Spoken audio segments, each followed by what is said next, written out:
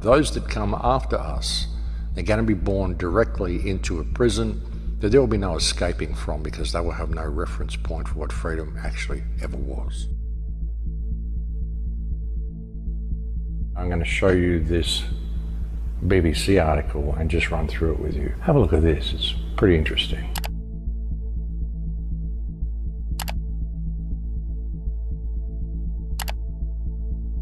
This is the BBC's own website. This is what it will do to our offices and homes. You know, see, a lot of people are talking about the post-future. There is no post-future, folks. It says here, one day it will subside. It could be eradicated. But even then, life will not simply return to the way it was before. Spurred on by the crisis, architects have been rethinking the buildings we inhabit. Okay, so you scroll down here. Meet Layla. Layla is of indeterminate race and age. It's 2025 and she works from home 4 days a week. It's been that way since the 2020 lockdown. Okay, they've been in lockdown since 2020 and it is now 2025. 6:30, she's on her way to work. Layla arrives at a building where she meets people, blah, blah, blah. Starting times of the company where she works are staggered to minimize the number of people arriving at the same time. No human contact. Her office days are mainly for meetings, gone are the days when she's head to work, blah, blah, blah. Blah, blah, blah, blah, blah. On the ground floor, Layla pauses in front of a thermal body scanner to check her temperature is normal. Today she is 36.5. She passes. A camera used for facial recognition identifies her as a staff member. A security barrier opens. At no point does she touch anything. Layla is on a contactless pathway. The lift to her office on the 4th floor is voice activated. Touchless technology has replaced grubby buttons. The maximum occupancy is 2. Voice acted elevators, folks. If you get locked out through social crediting, once it's all biometric and it's all run like this and it's all touchless, they know everything about you and everything you do and everything you say and everything you think. If you get locked out of the system due to being down on social credit points, your elevator won't even work in your building because it will be voice activated and your voice will be recognized by the elevator as one who does not have access. Soon you'll have voice activated doorways. The smart locks they want to put on your home, soon these will not be digital keypads. Soon these will be biometric, they will be voice activated.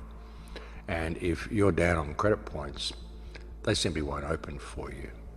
On the 4th floor, she walks down the corridor through the door. Both are wider than before to keep staff further apart and reduce the chances of being transmitted. Of course, that's what they say. No, it's just to keep you further apart.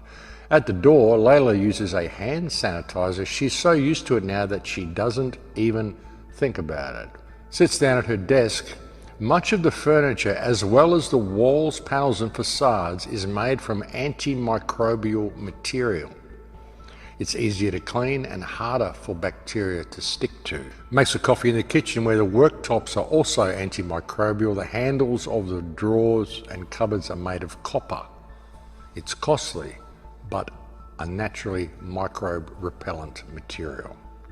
The air conditioning uses UV light to kill pathogens. It also reduces the humidity to help prevent germs multiplying, responding to a stream of data from sensors fixed around the building and wearable sensors used by the staff. Proximity meters, folks. Great stuff. Office is completely plain, blah, blah, blah. A whole bunch of propaganda here to let you know how she did with coping with it all. How she's only going to office once a week. Layla moved to the suburbs with a friend after the lockdown in 2020. When the lockdown came, she thought working from home would only last a few weeks and that she'd manage with a laptop on the kitchen table. But when weeks turned into months and months turned into years, she knew she would need a home office. When weeks turned into months and months turned into years. What do you think of your new normal, folks?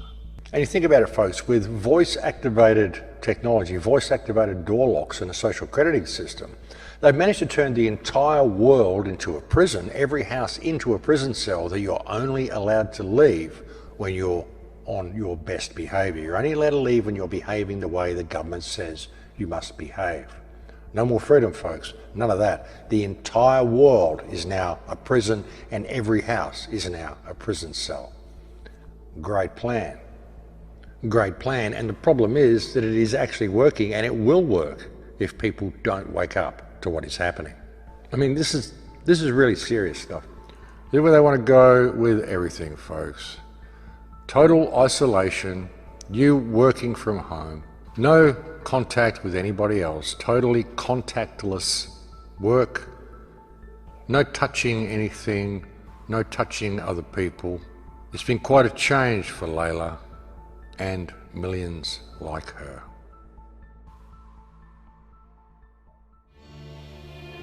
Unless? Yes, unless. What's an unless? Just a faraway word, just a faraway thought. A thought? About what? About something I ought? Well, a thought about something that somebody ought. A thought about something that somebody ought. Unless someone like you cares a whole awful lot, nothing's going to get better. It's not.